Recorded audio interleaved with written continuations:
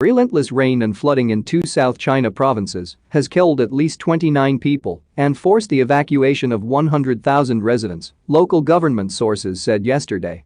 In Fujian province, continuous heavy rain for 3 days has left 22 dead, destroyed 19,000 homes, and forced the evacuation of more than 50,000 people.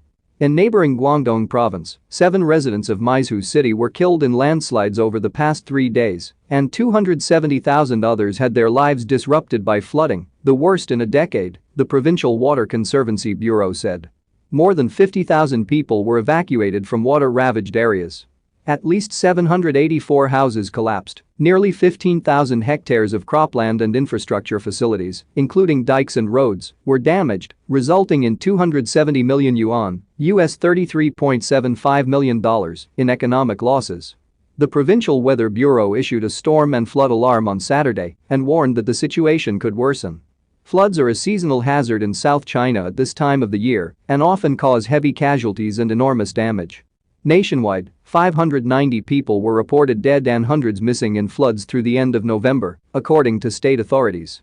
More than 63 million people have been affected by the heavy weather, said Xi Jinping, Secretary General of the State Flood Control and Drought Relief Headquarters and Vice Minister of Water Resources.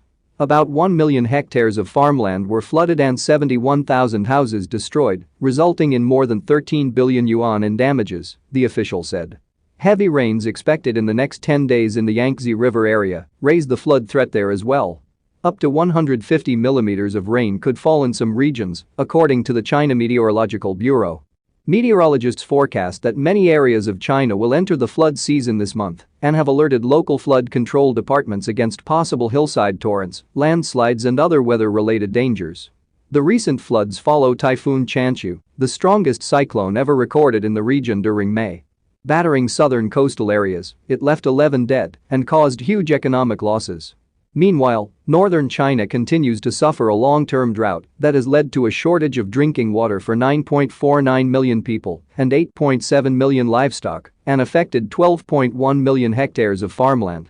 The drought, accompanied by strong winds and high temperatures, has spread rapidly across most of the north and caused greater losses than usual, said Xi Jinping.